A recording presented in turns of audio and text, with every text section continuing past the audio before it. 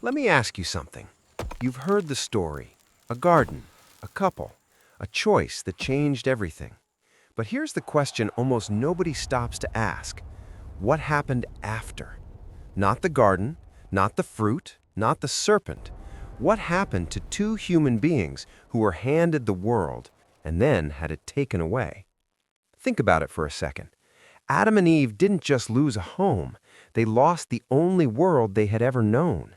No shelter, no map, no instructions, just wilderness. And here's what makes this even more remarkable. Most of us grew up hearing the beginning of their story, but almost nobody talks about the rest, the years, the struggles, the grief, the moments that actually shaped what human life would look like for every generation that came after. Because once they left the Garden of Eden, life didn't pause, it started, for real. And what they faced out there, the hunger, the fear, the conflict, the loss, that's the part of the story worth telling. So today, we're going to go there. We're going to walk through what ancient texts, biblical, historical, and archaeological, tell us actually happened to Adam and Eve after Eden. And I'll warn you now, some of what you're about to hear is going to challenge everything you thought you knew. Imagine standing at the edge of everything familiar. Behind you, a garden, lush, warm, safe, everything provided, everything in order. And in front of you, an open world, wild, unpredictable, and completely indifferent to whether you survive. That is what Adam and Eve walked into. According to the book of Genesis, God sent them out of the Garden of Eden. A flaming sword was placed at the entrance. They could not go back. And just like that, the only life they had ever known was over. Now, most retellings of this story stop right there. They say they were cast out, they suffered, the end. But that glosses over something profound. These were not rough, hardened survivors. These were people who had never gone hungry, who had never felt real cold, who had never had to fight for a meal. For the first time in their existence, they had to survive. And survival, as any historian or anthropologist will tell you, is not something that comes naturally. It is learned, it is painful, it is slow. Scholars who study ancient human adaptation, the transition from provided environments to independent living, often describe it as one of the most stressful shifts a human being can face. And for Adam and Eve, there was no gradual transition, no safety net, no guide, just out, immediately, completely. The Bible describes it in a handful of verses, but what those verses contain is staggering in its weight. God told them directly the ground would resist them. They would work for food. Life would be hard. Not as punishment in the way we sometimes imagine it, but as the new reality of existence outside protected provision. And here's the question I want you to sit with for a moment. If you had spent your entire life in a place where everything was given to you, no labor, no want, no danger, how long do you think it would take you to learn how to survive on your own? Because that process is where the real story begins. The world outside Eden was not designed for comfort. It was wild. It had thorns and stone and seasons and storms. And Adam and Eve had to learn it, all of it, from the very beginning. Biblical archaeology and ancient textual analysis give us some fascinating clues. The region traditionally associated with the placement of Eden, the area around ancient Mesopotamia, the Tigris and Euphrates river systems in what is now modern Iraq, was a landscape of extremes: scorching summers, cold winters, dense vegetation near the rivers, harsh, dry land beyond. If we use that geography as a reference, Adam and Eve would have needed shelter quickly, not just for comfort, but for survival.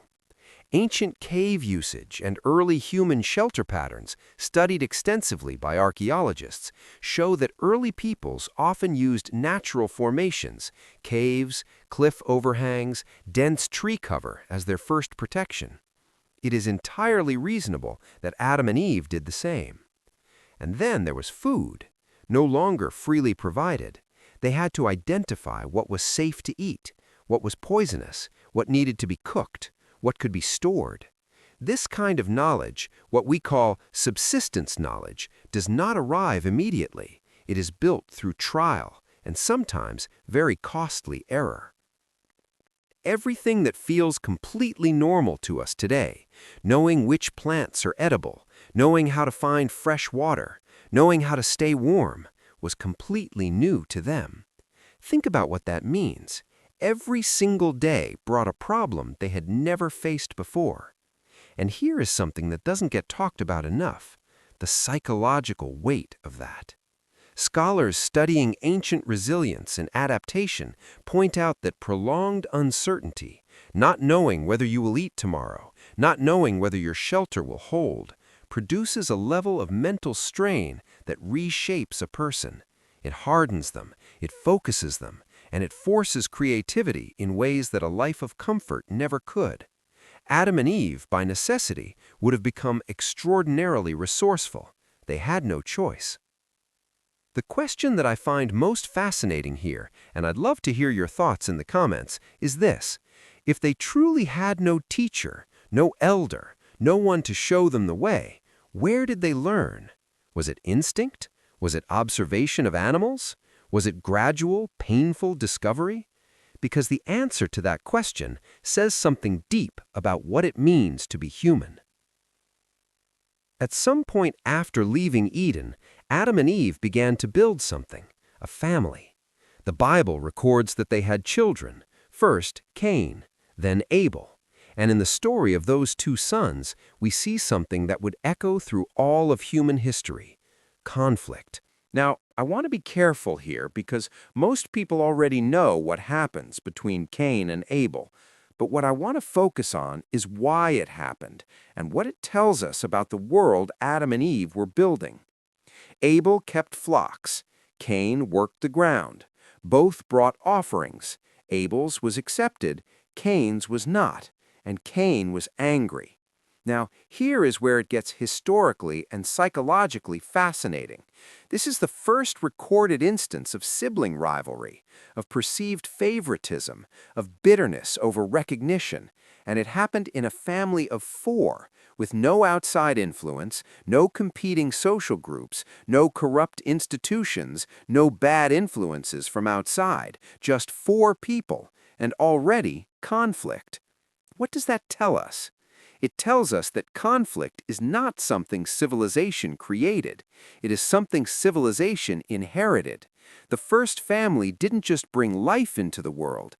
It introduced something else, something that has never left: tension, jealousy, violence. And here's the question I want to leave open for debate. Drop your answer in the comments. In a world with no laws, no courts, no social agreements, how do you define right and wrong? Who decides? Because in that first family, there was no system. There was only each person's understanding of fairness, and clearly it wasn't enough. What happened after Cain killed Abel is one of the most emotionally charged passages in ancient literature, and yet it is rarely discussed in full. Abel was gone, a son dead, and Cain, now marked and sent away, was gone too. In different ways, Adam and Eve had lost both of them. For Adam and Eve, life after Eden was not just survival, it was loss. And not just loss of comfort or home, but loss of the people they loved. The psychological and emotional reality of grief is something that modern scholars and historians take seriously, even when studying ancient peoples, because grief is not new, it is not modern, it is as old as the first parent who ever lost a child. And here is what makes this moment in the text so powerful. After everything, after the exile, the labor, the struggle, this was a different kind of pain, a pain that no amount of survival skill could fix. The Bible does not linger here. It does not give us Adam weeping beside a grave. It does not give us Eve's grief in detail, but it doesn't need to, because any human being who has ever experienced loss already understands what that silence contains. And then, remarkably, they continued. They had another son. His name was Seth. And in Seth, the text tells us, Eve said, "God has granted me another child in place of Abel." That single line, brief as it is, speaks to something profound about human resilience, the capacity to keep going, not because the pain is gone, but because life demands continuation. How did they do it? How do people survive the deepest grief and still choose to move forward? That question is as relevant today as it was then. Here is where the story gets genuinely fascinating for historians and researchers. The Bible gives us only fragments of Adam and Eve's later life. We know the broad arc, we know the beginning, we know their sons, but the middle, the long years of their actual lived experience, the text is remarkably quiet, and that silence has intrigued scholars for centuries. Because here is what we know. According to the biblical timeline, Adam lived for 930 years. 930 years! That is not a typo. The book of Genesis lists his lifespan directly.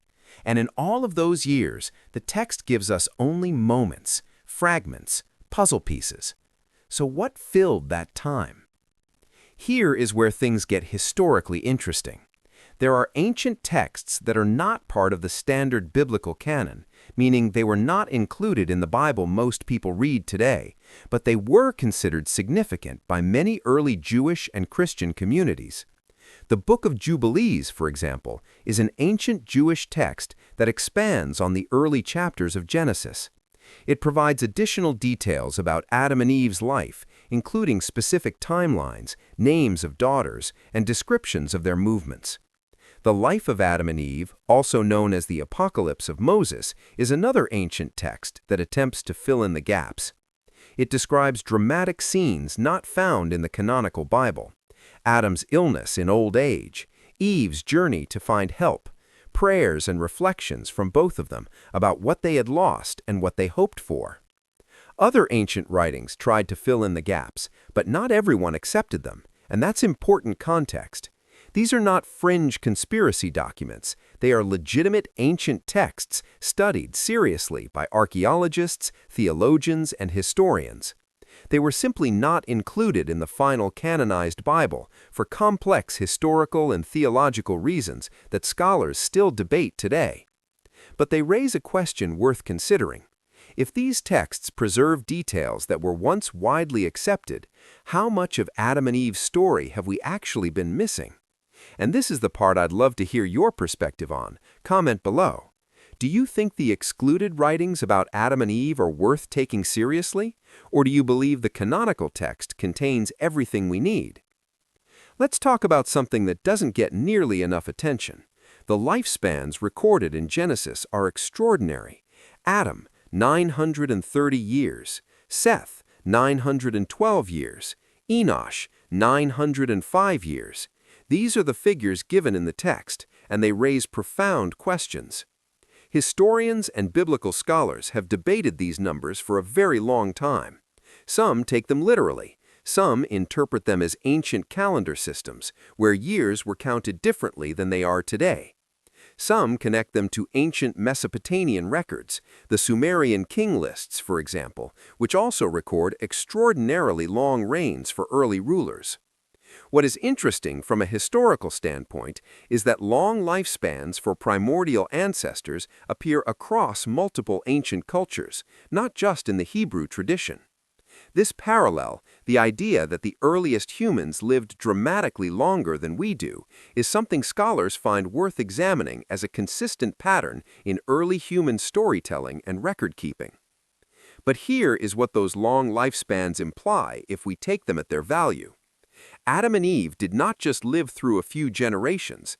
They potentially witnessed the growth of a civilization.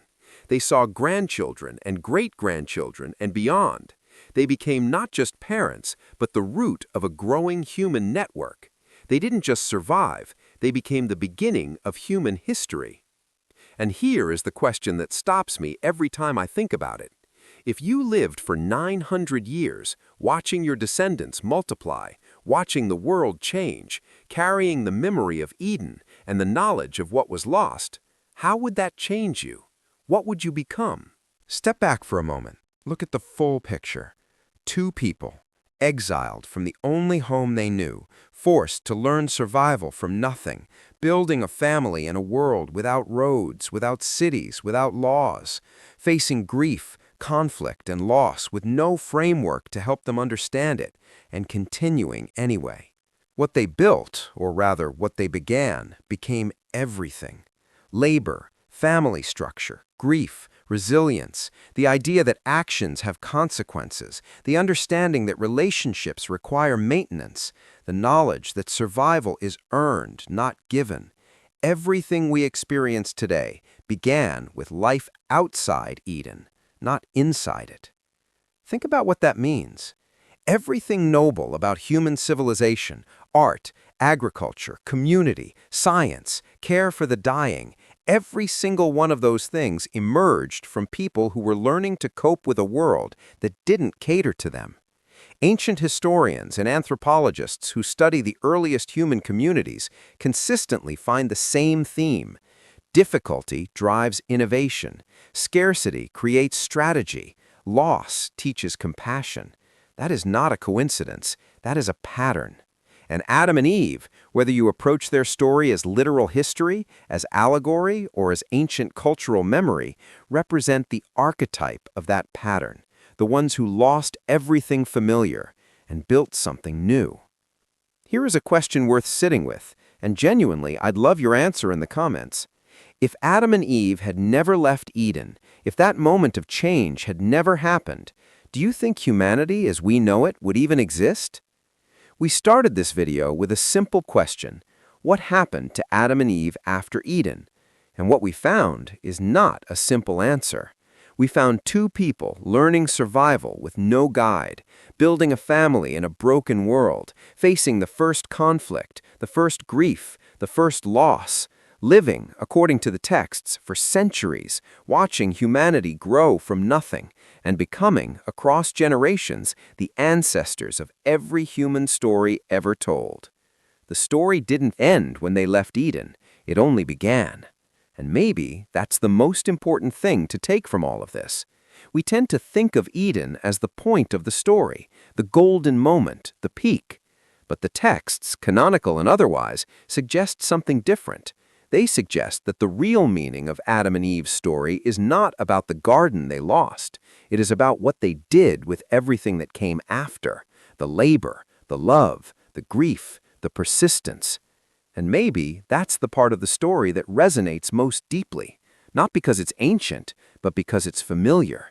Because in some way, every single one of us has had an Eden, a place or a time when things felt protected, when life felt certain. And then it changed, and we had to learn, just like they did, how to keep going. The story of Adam and Eve after Eden is the story of what it means to be human, and maybe the most important part of their story is the part we rarely talk about.